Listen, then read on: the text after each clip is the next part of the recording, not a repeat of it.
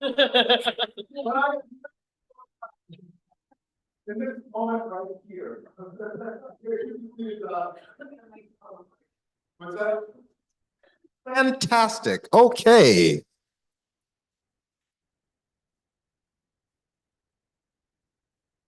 Well, the year is the year the year is arising, the year is waking up.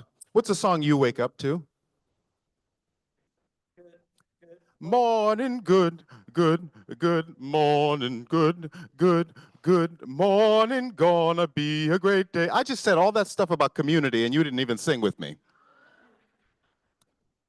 Good, good, good morning, good, good, good morning, good, good, good morning, gonna be a great day. What else? What else do you wake up to? What's the song that's in your head one morning? What's that? Here comes the sun. Doo-doo-doo. Boom. Here comes the sun, and I say it's all right. Yes, yes, yes. I heard another one. Bring me the coffee. What? I don't know. I don't know the tune to that, but I can fake it. Bring me the coffee. I don't know. Is it an Irish tune? I don't know. Anyway. Yeah. I say a little prayer for you. Each moment I wake up, before I put on my makeup, I say a little prayer for you, but forever and ever.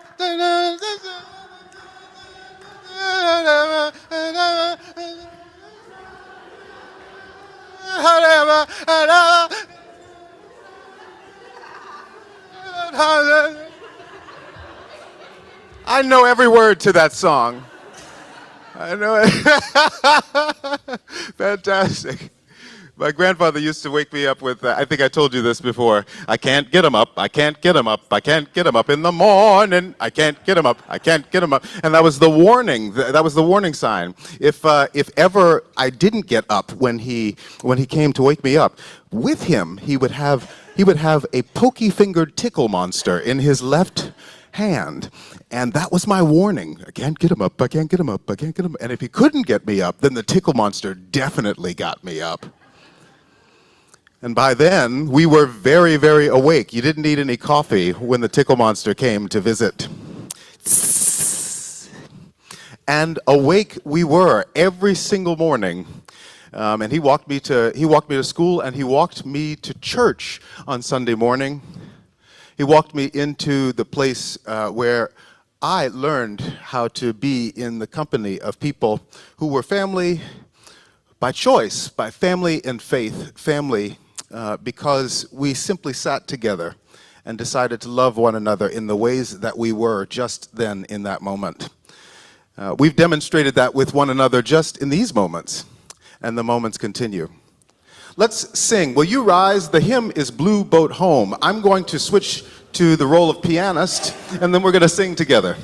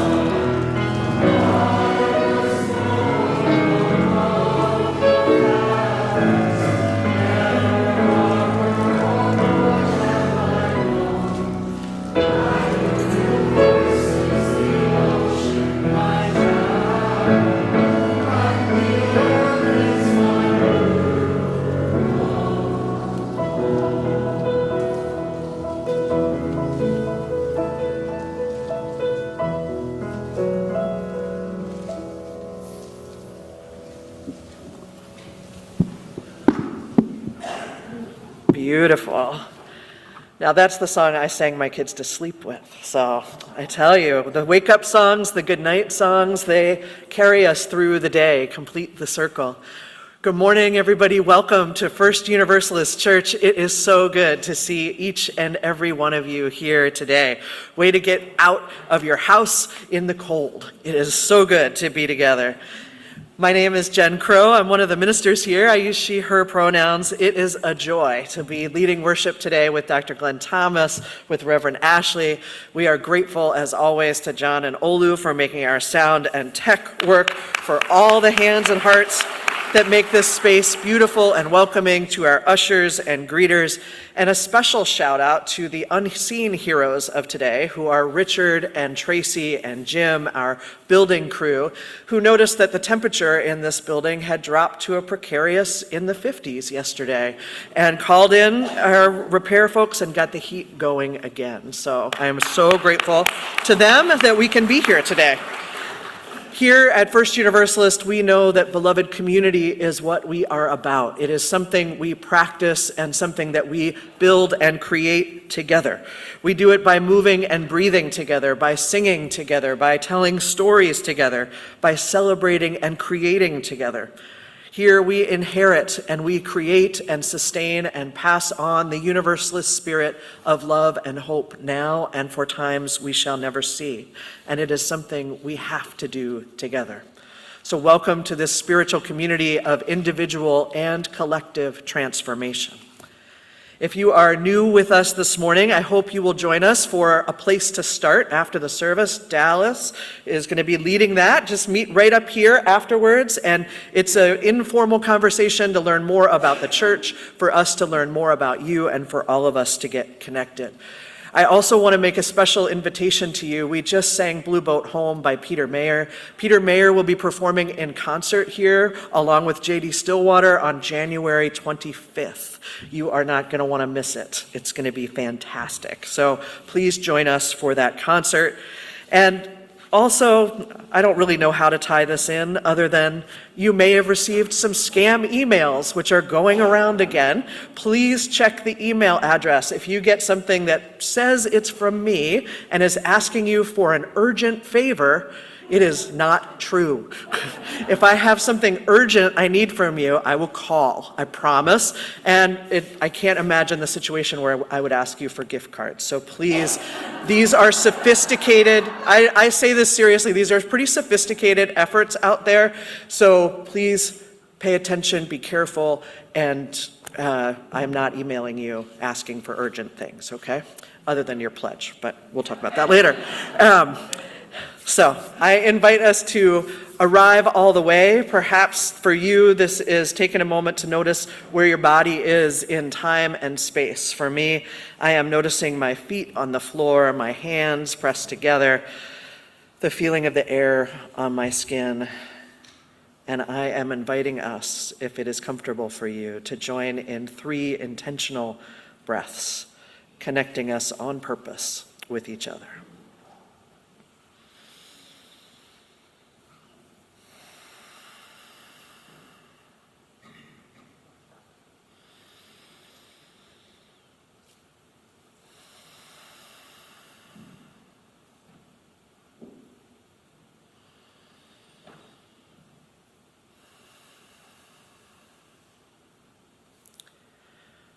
From this place of calm and connection, we remember the promises we make to each other here in this community.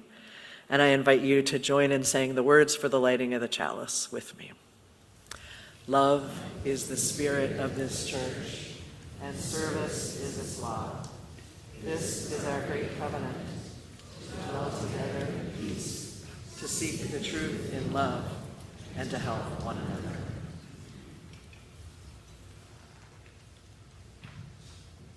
I remember so much of the story I'm supposed to tell you, but I can't for the life of me remember the 2 characters' names.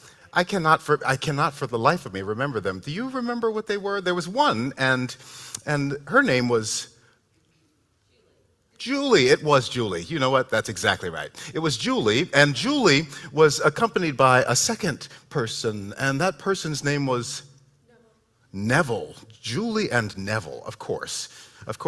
Julie and Neville had a dream one day, and they woke up from that dream to a world that was built on all sorts of coins. They were money, kind of just like the ones that we have. There were pennies and dimes and nickels and quarters, and some were made of gold, and some were made of silver, and some were made of platinum. And this is how you got what you needed.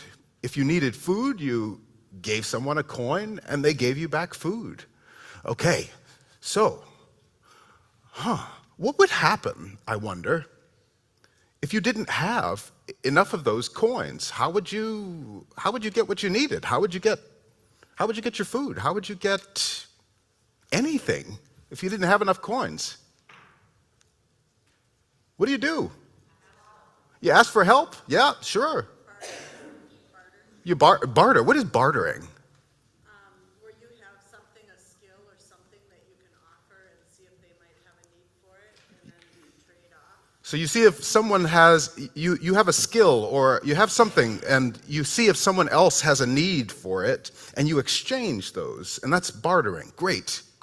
What else do you do? What? You could rob? Is that what I heard?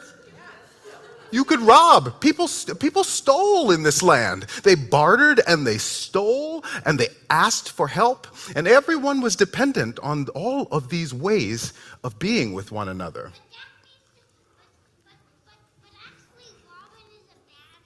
Isn't robbing a bad thing? Yeah, that's... But then you don't have enough stuff if you only have like one bag of...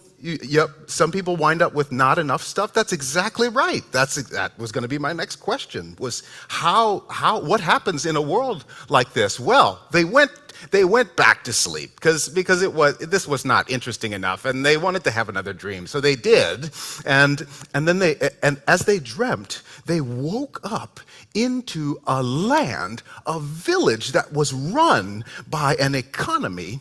Instead of money, it was a village of giggles and dance. Woo, my. There were no pennies, there were no nickels, there were no dimes, there were no quarters or no dollars. They were Well, you're going to tell me. Well, instead they were checking the giggle standard and the Dance Jones industrial average and the Nas dance, everything. I had fun with this one. Okay, so if you don't have any pennies, but the world is run by giggles and dance. If you want to get your breakfast, how do you get your breakfast? You can either giggle or dance. What does that sound like? What does that look like? Anybody?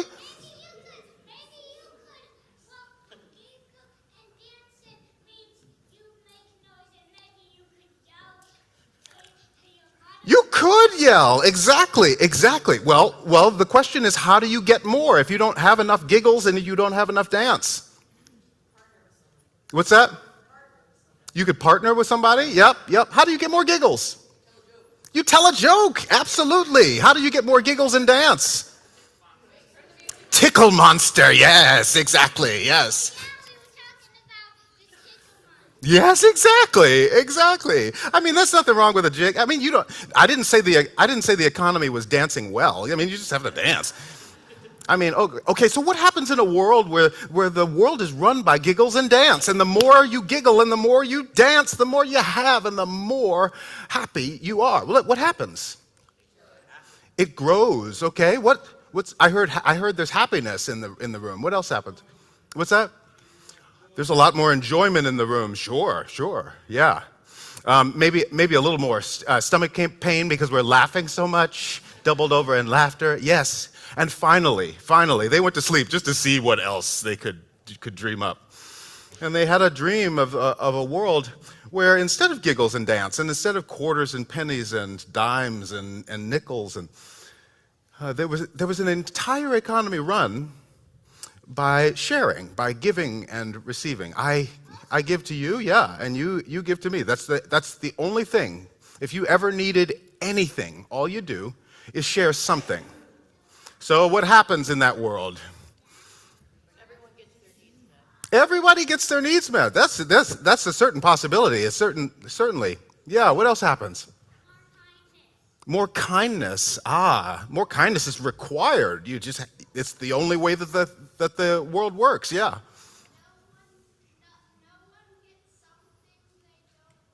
No one gets something they don't want. Well, maybe we can work toward that for sure. Yeah. What happens?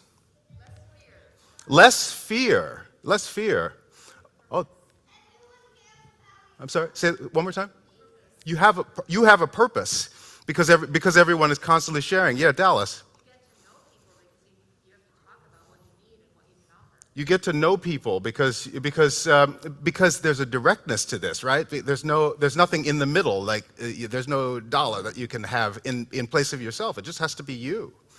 So, in a world, it's not. There's no particular agenda here except for this one.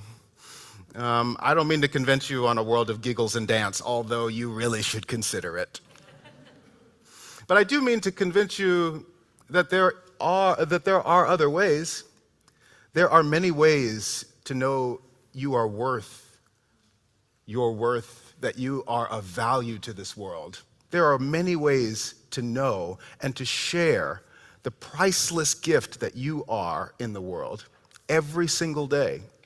By giving a little bit of yourself, by receiving from others, we can exchange the knowledge, the deep wisdom that we are not alone. And that gift is one that can power our world now and for all the days to come. The end.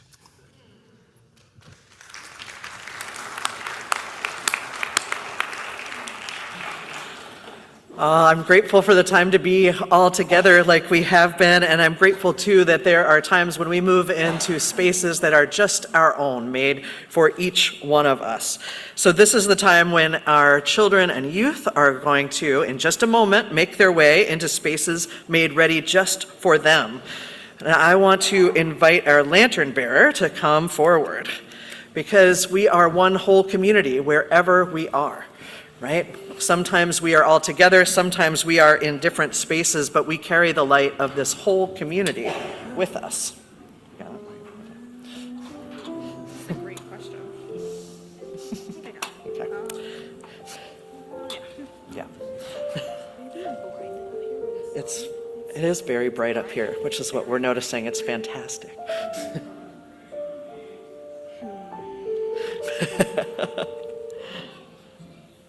So this light will lead the way, carrying the light of our whole community with our kids into their classrooms, into their interactions with each other.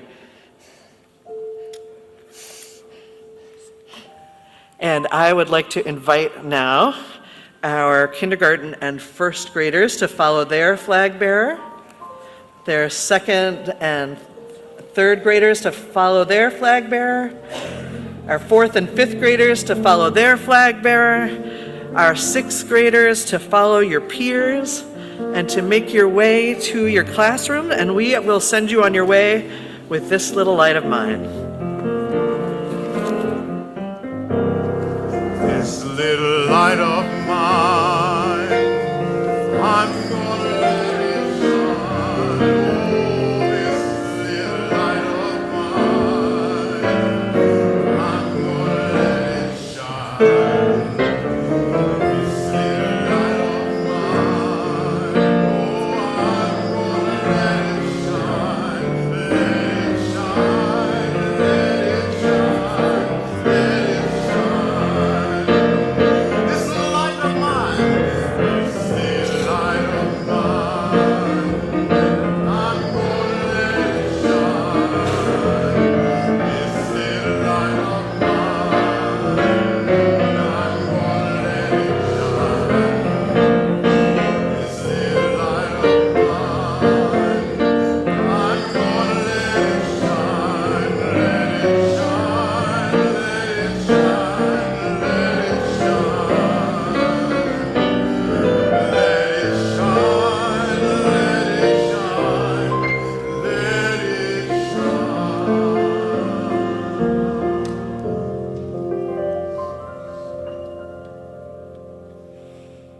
Good morning, beloveds.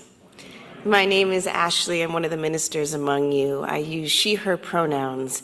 And I'm going to begin with some wisdom from Robin Wall Kimmerer from Braiding Sweetgrass. This is our entry point into prayer. It's funny how the nature of an object, let's say a pair of socks, is so changed by the way it has come into your hands, as a gift or as a commodity. The pair of wool socks that I buy at the store, red and gray striped, are warm and cozy. I might feel grateful for the sheep that made the wool and the worker who ran the knitting machine. I hope so. But I have no inherent obligation to those socks as a commodity, as private property. There is no bond beyond the politely exchanged thank yous with the clerk. I have paid for them, and our reciprocity ended the minute I handed her the money. The exchange ends. Once parity has been established, an equal exchange, they become my property. I don't write a thank you note to J.C. Penney. But what if those very same socks, red and gray striped, were knitted by my grandmother and given to me as a gift? That changes everything. A gift creates ongoing relationship. I will write a thank you note. I will take good care of them, and if I am a very gracious grandchild, I'll wear them when she visits, even if I don't like them. When it's her birthday, I will surely make her a gift in return. As the scholar and writer Lewis Hyde notes, it's the cardinal difference between gift and commodity exchange that gift establishes a feeling bond between two people. As they move, gifts increase their value. The more something is shared, the greater its value becomes, the larger the web of relationships. In our time of prayer today, let us feel our way into that web of relationships by holding in our hearts an image of a gift we received over the holiday season. Can you think of one? I'm thinking of a candle holder my kid picked out that looks like a pink disco ball. It's something I never would have picked out for myself. But she chose it for me. So now it feels like having a living symbol of her spirit and love with me. Sit with the image of that gift you receive and let your heart wander from the thing itself to the person who gave it to you. To the web of gifts of relationship holding you always. Imagine how many relationships are held by each of our hearts, and hold each of our hearts in this room.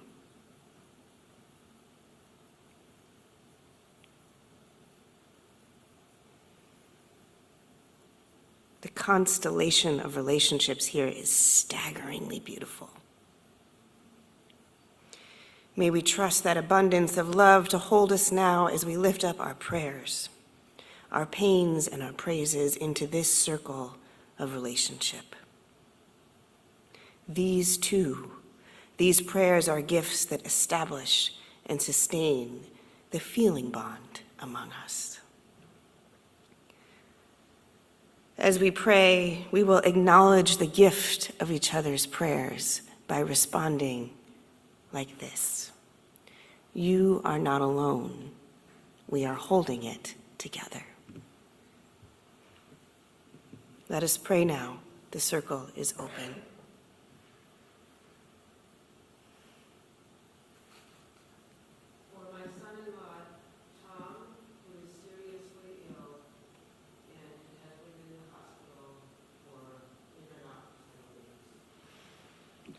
For Tom, who is seriously ill, you are not alone. We are holding it together. For my brother Ben, who is in ICU, with a lot going on. For your brother who is in the ICU, you and he are not alone. We are holding it together. For my aunt who will be undergoing surgery after being struck and run over by a car. For your aunt undergoing surgery after being struck and run over by a car, you are not alone.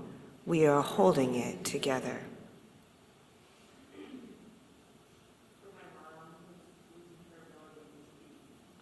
For your mom, who is losing her ability to speak, you are not alone. We are holding it together. Our hearts are with Brianna French and her mother, Sybil Williams, and their family on the death of Brianna's stepfather, Tommy Williams, this past week. A memorial service for Tommy will be held at church in the afternoon on Friday, January 17th. May all who love Tommy take comfort in the words of our minister emeritus, the Reverend John Cummins. There is but one place where time and death have no dominion, and that place is love. You are not alone. We are holding it together. I have been having dreams about the future. I need people in my spiritual community who are willing to listen to these dreams, help me figure out what they represent, and decide how we will respond to them together. You are not alone. We are holding it together. We are holding Nicole. We are holding Nicole in our thoughts and prayers as her mom's transplant team meets on Monday to decide whether she qualifies for another liver transplant. Not liver. Is it liver, Jen? For another transplant. No matter what, it is a serious, serious ordeal. The road won't be easy ahead of her. We hold Nicole and her whole family in prayers as they discern next steps and seek to receive all the love and care they can muster. Nicole, you are not alone. We are holding it together.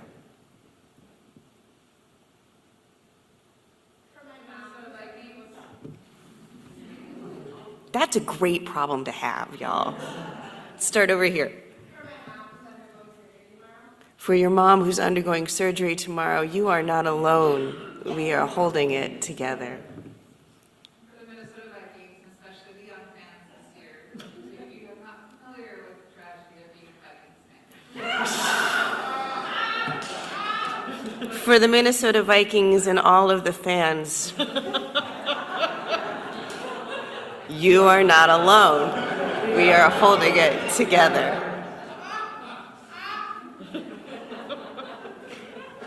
And with that, I think we have closed our prayer time. Let us take all of those prayers deeply in our hearts as we sing now, Spirit of Life.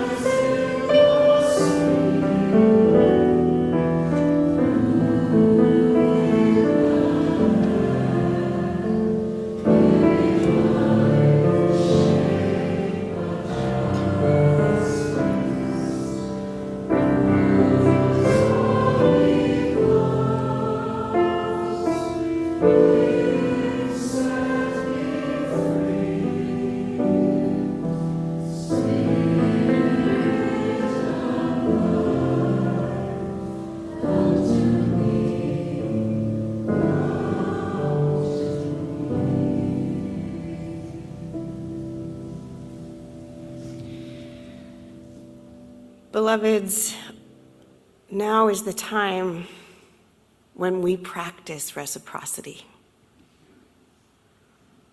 And we remember that pledges and commitments and all that we offer this community work the same way as the socks in the reading I shared. Yes, they are about the thing itself. We need them to stay warm like socks. We need them to literally keep the heat on in the building. And the thing itself is only a small part of the value. The value grows as the gift is passed among us, and it turns into the funds that buy a new mattress for the trans woman fleeing laws that criminalize her sacred body. The value grows as it pays for the time a minister spends holding space for the daughter to find the words to share her love for her mother for the first time out loud in decades. The value expands as it allows one more volunteer to get trained to teach OWL, and each child who goes through that program has the wisdom they need to care for their boundaries and their body, no matter what national laws say. The value is exponential in this web of community. This is why I give to this church. This is why my gift to this church is my largest financial gift and commitment. I know that every dollar I give here will be held as a gift, and it will expand not just the finances, but the relationships that are made possible here, that are allowed to flourish here. We ask that you give boldly in this season of making our annual commitments, and that you remember we are doing something out of the ordinary, which is we are trying to get those commitments made for the next fiscal year that starts in July. I know that feels really far away when it's really freezing. By Inauguration Day, so that we are ready to do the ministry the world so desperately needs, and we are not having to focus on our own internal sustainability. We invite you to fill out those forms as soon as possible. And we also invite you to give this morning to Appetite for Change, an organization that transforms the lives of those living in North Minneapolis and builds a gift economy through food. They grow urban farms and share fresh, healthy produce with their neighbors. They train young leaders to feed their communities. They ensure families have access to meals that nourish both body and spirit. Their work shows how shared resources create thriving communities. Every dollar we give today supports this cycle of abundance. Every contribution strengthens their work and builds a future defined by equity, care, and shared strength. Let us give boldly, and let us ask for what we need from any of the ministerial staff. If this is a week when you need to practice the oftentimes harder spiritual practice of receiving a gift of support. Let us receive our morning offering.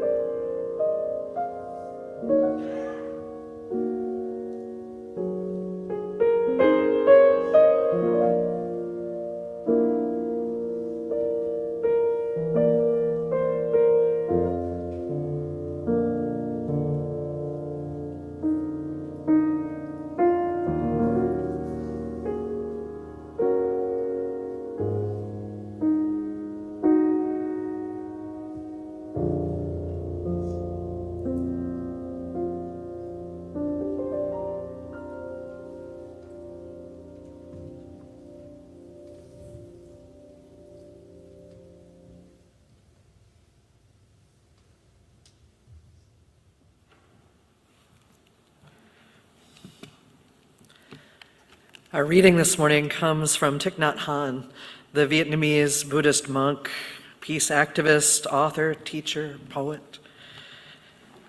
It's titled The Good News. The good news, they do not print. The good news, we do print. We have a special edition every moment, and we need you to read it. The good news is that you are alive, that the linden tree is still there, standing firm in the harsh winter. The good news is that you have wonderful eyes to touch the blue sky. The good news is that your child is there before you and your arms are available. Hugging is possible. They only print what is wrong. Look at each of our special editions. We always offer the things that are not wrong. We want you to benefit from them and help protect them. The dandelion is there by the sidewalk, smiling its wondrous smile, singing the song of eternity. Listen, you have ears that can hear it. Bow your head, listen to it. Leave behind the world of sorrow, of preoccupation, and get free.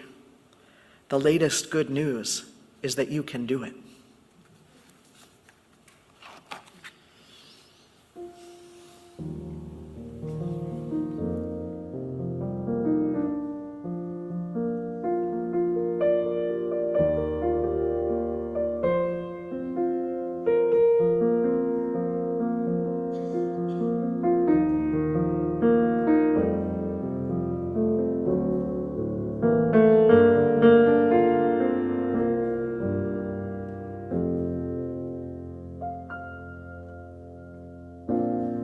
Imagine there's no heaven.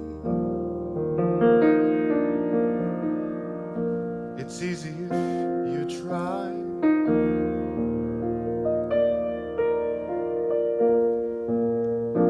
No hell below us. Above us only sky. Imagine all the people living for today. Imagine there's no countries. It isn't hard to do.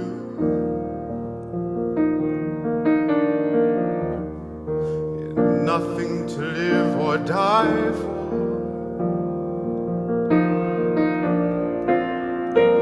No religion too.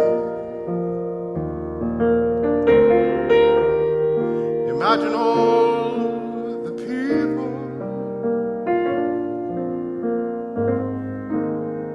living life in peace. You may say that I'm a dreamer, but I'm not the only one. Hope someday you will join us, and the world will live as one.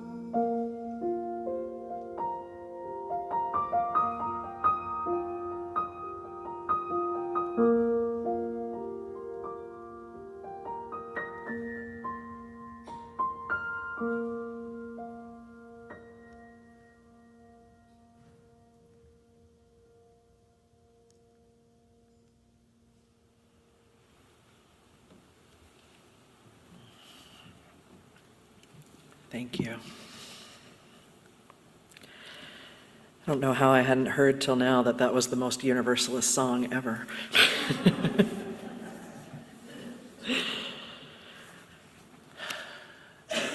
It's been true for me that it's been in the moments that are the lowest points of my life when I have experienced the greatest amount of generosity.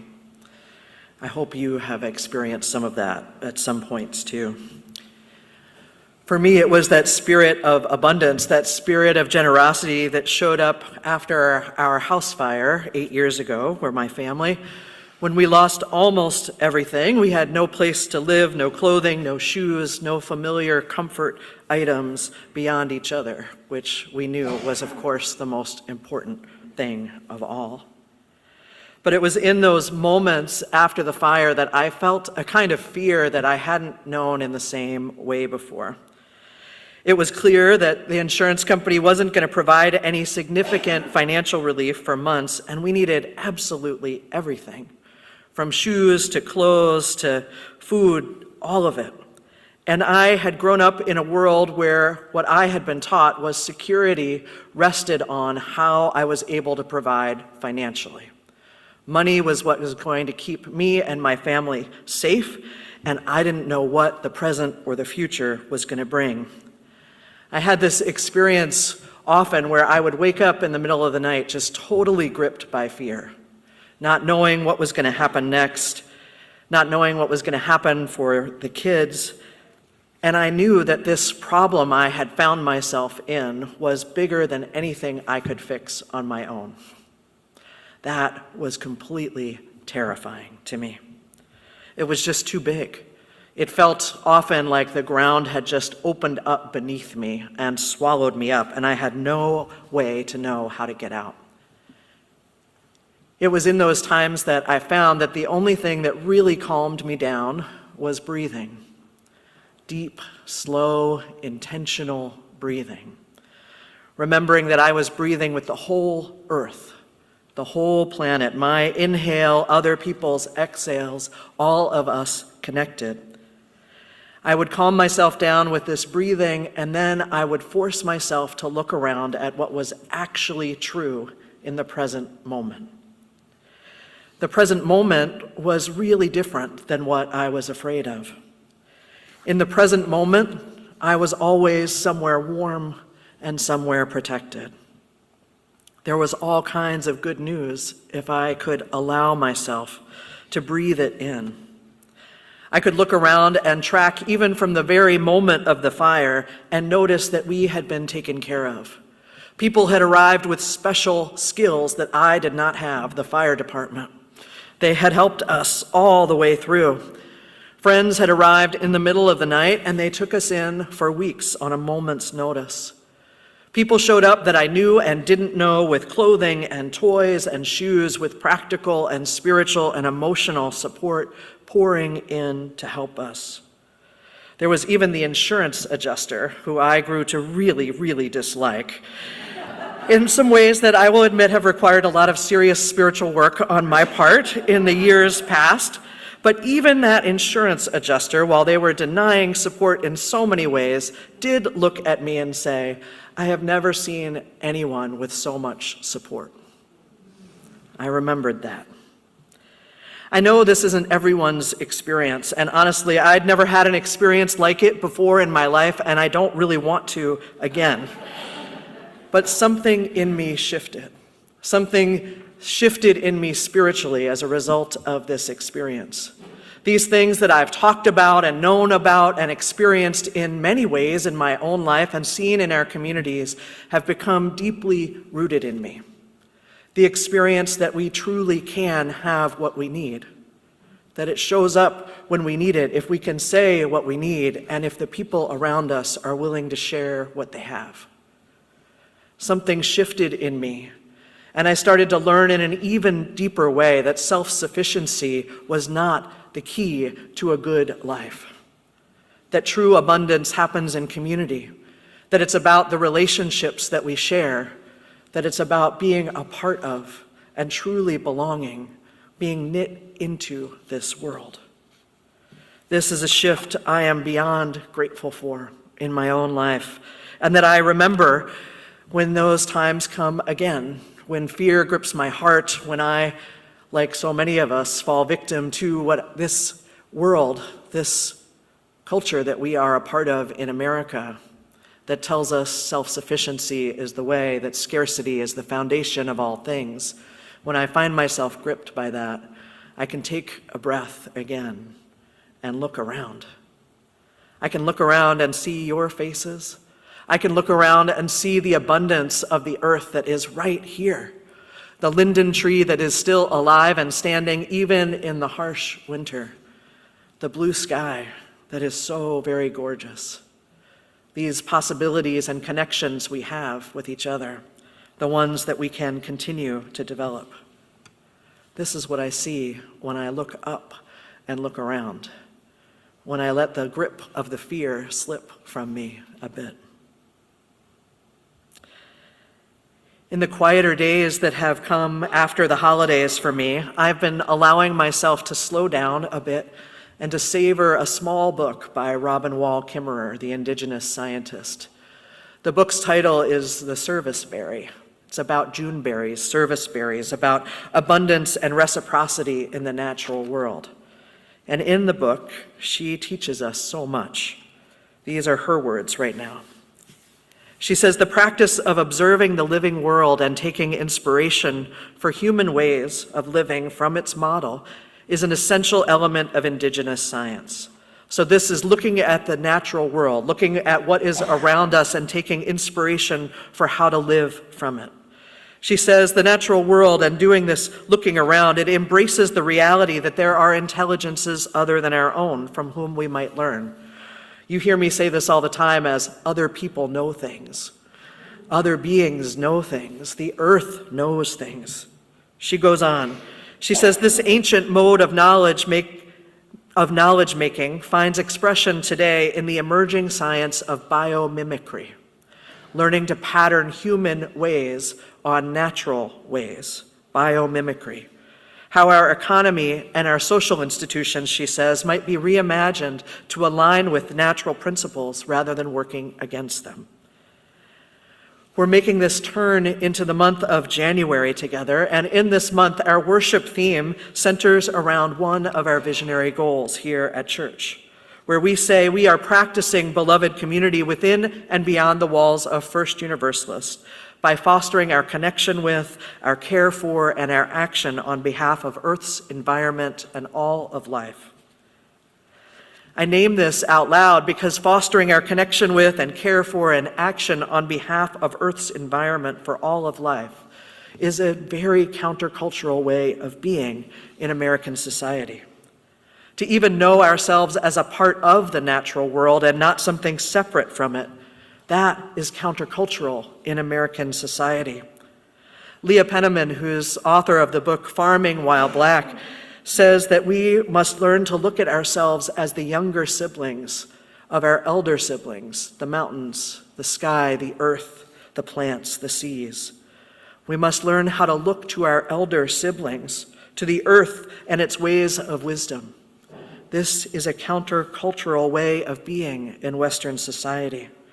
And I keep finding that we will need to stop, to breathe again, to notice the fear that might come up in some of us as we have been just immersed in this culture that says things are scarce, that we cannot have enough, that we must look to ourselves and our big brains first instead of the world and its abundance around us. We must stop and breathe.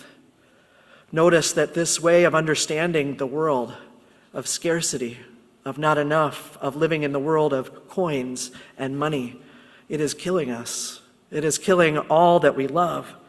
And there is another way. There is another way that has been happening for generations, in fact, for so much longer than humans have even been around.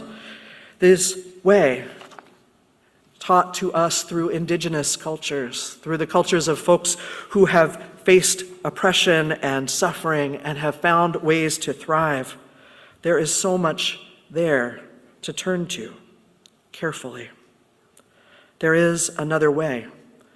It will take all of our spiritual and communal resources to live in this new way.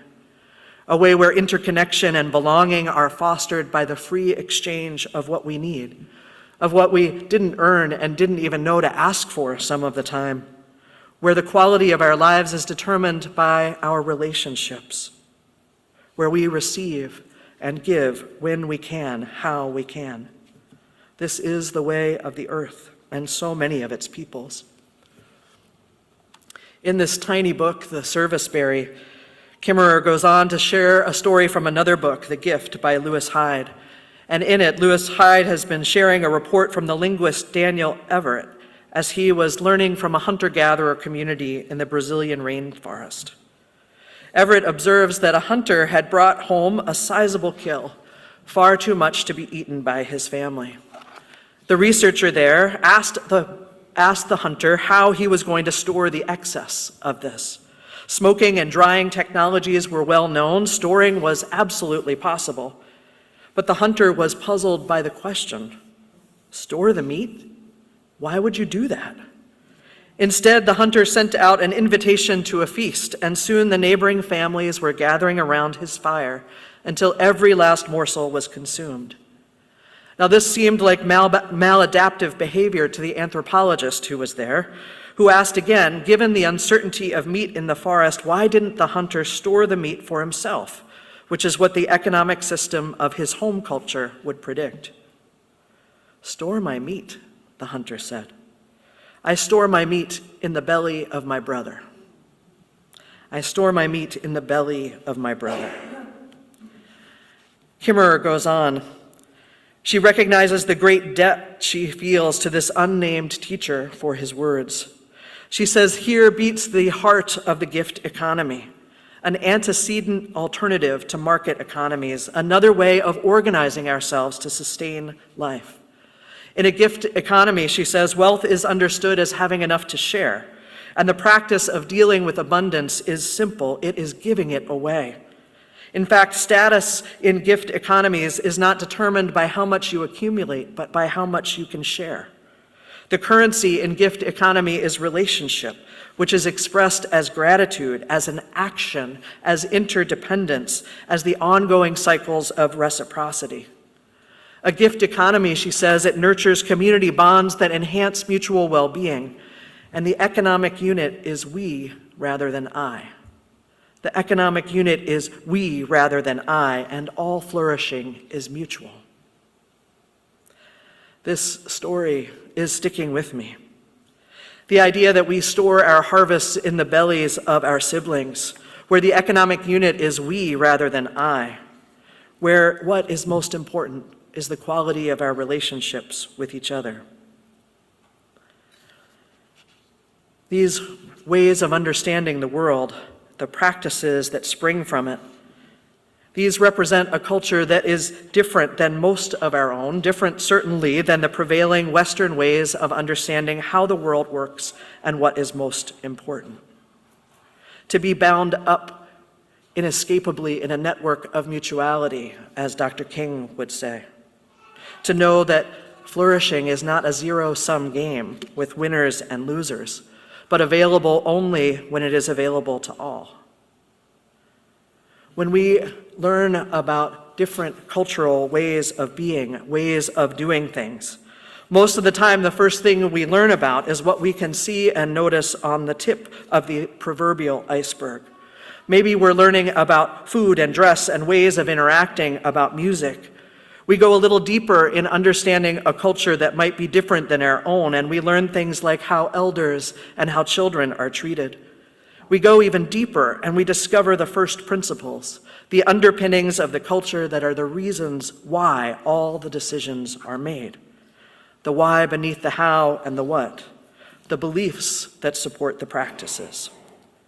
When we hear a phrase like, I store my harvest in the belly of my siblings, we're hearing not just the practice of sharing that is done with ease in this particular culture in the Brazilian rainforest.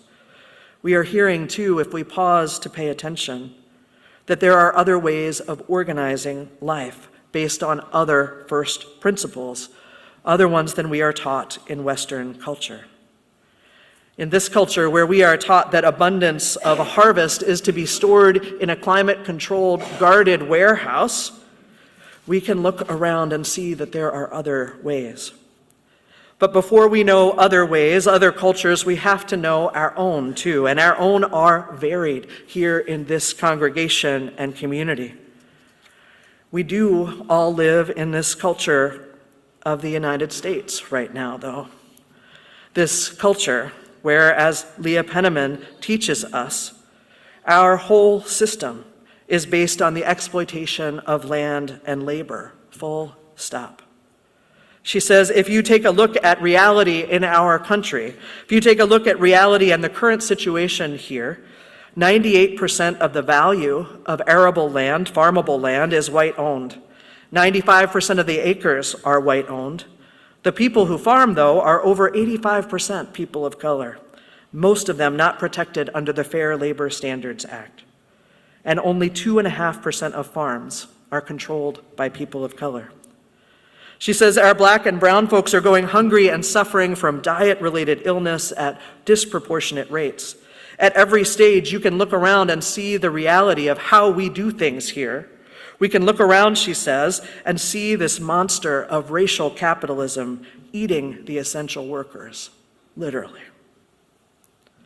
In this country where we are living right now, natural gifts, free gifts, or at least they were, free natural gifts like water, earth, fertile soil, the sky, these gifts that none of us created or earned have been turned into commodities, things to be extracted, made into a currency, things to be accumulated individually, even as it is killing all of us. There is a huge problem with this. Kimmerer frames it up this way. She says that we have thought about the earth as just a big warehouse full of commodities, a place full of objects that we as human beings can claim a kind of privilege to exploit when we believe that we can own them. It's a property mindset, she tells us, and in it, how we consume doesn't really matter because all these things are just stuff, and all this stuff belongs to us. She tells us what we already know, I think, that this results in a time of ecological and spiritual depletion. But there is another way, she reminds us. A worldview of land as gifts where the givers are someone's, not something's, where we might confront the true moral dilemma that is in front of us. She puts it this way. She says, we humans must consume since we are animals not given the gift of photosynthesis. But our patterns of gross overconsumption have brought us to the brink of disaster. What would it be like, she asks, what would it be like to consume with the full awareness that we are the recipients of earthly gifts, which we have not earned? What would it be like to consume with humility, to harvest honorably, with restraint and respect and reverence and reciprocity? I hear her question, what would it be like to consume with the full awareness that we are the recipients of earthly gifts which we have not earned? I hear that, and I hear the word grace, an unearned gift, a gift we may not have even asked for, a gift we may not even deserve that is given to us still. Each breath, each mouthful, each drink of water, each hand held, each hug given or received, each an exchange of grace. What if we learned that that grace comes with responsibility, with reciprocity, to pass it on whenever we can, wherever we can? I hear this, and I think about all of the ways we have talked here about the word love. How we have talked about love as an action word more than a feeling. How we have talked about the bell hooks kind of love, love as a verb, love as what we do more than what we say. And I wonder about us taking that same approach with the word gratitude.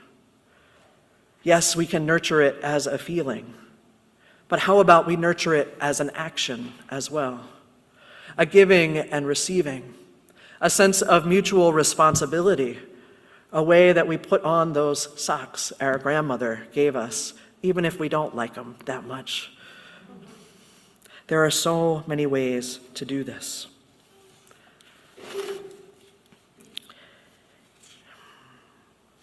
Winona LaDuke, the Indigenous author and activist and farmer, has so much to teach us in so many of these areas.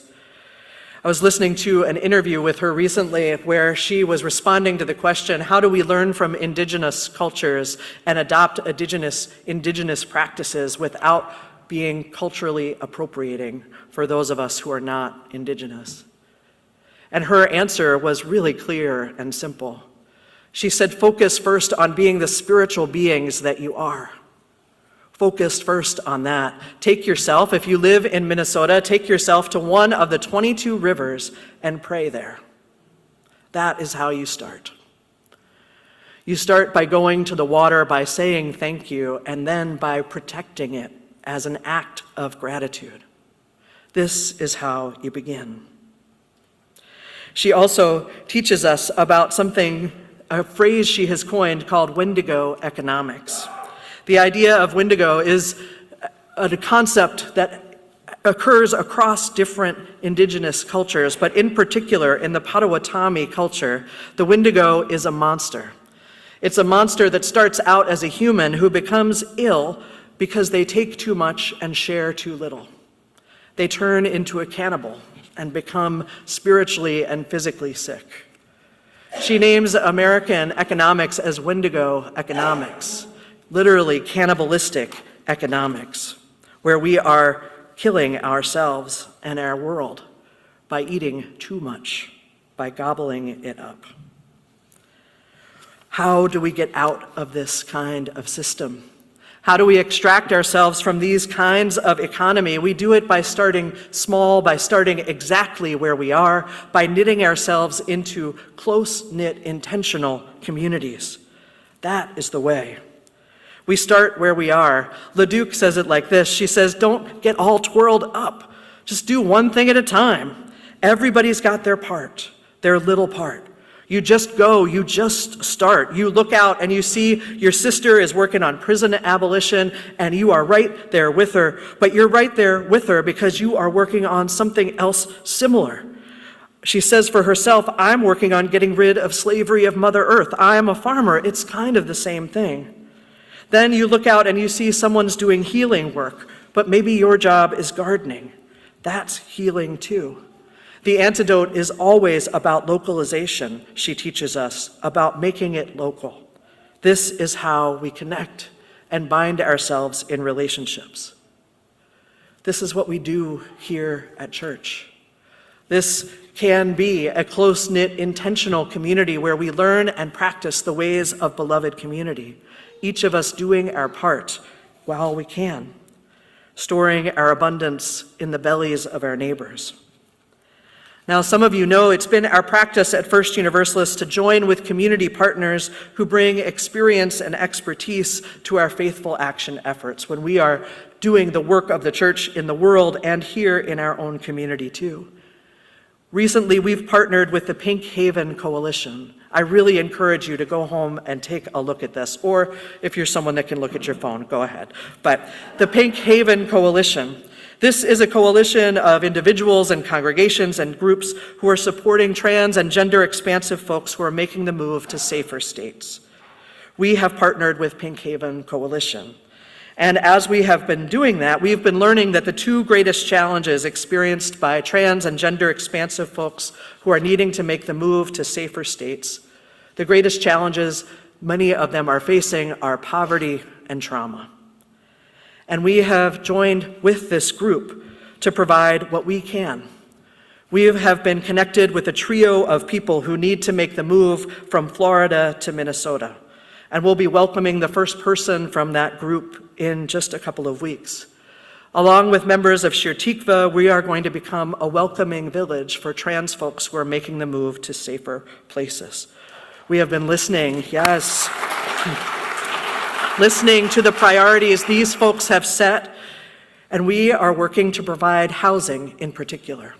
So for us here at First Universalist, we have developed a relationship with our neighbor across the alley, the apartment building, the landlord over there, and through that relationship have been able to secure a studio apartment where this person who's making the move will be able to arrive. Yay, yes! Right? A safe place to be. Now, some of you might be saying, why aren't you using the sanctuary apartment here in the church building? Excellent question, because it's going to be full. We have somebody else moving into that apartment who is at risk of deportation, and we're prioritizing the church space for that particular need. Together, we are doing the work that we have named. We are storing our harvest, sharing our abundance, creating wellness and safety and possibility stability for folks in some of the hardest times of their lives. We do it by sharing.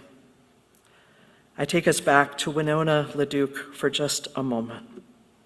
She says, there is no perfect plan. There's no perfect plan, but we have a good enough plan. Every chance you get, she says, take a breath, grab your pal's hand and walk through the portal. Make something beautiful. Just start. That's how we breathe life into these new ways and work together. Together we can create abundance, embodying the gift economy where love is the currency, where relationships are what matters most, where we can bring to life our hope for love, for peace, for security, for connection, here and now. This is the work of the church. This is our spiritual work. May we do it together. Amen. Let's sing together the hymn. Is make channels for the streams of love that they may broadly run. Would you rise with me and let's sing together.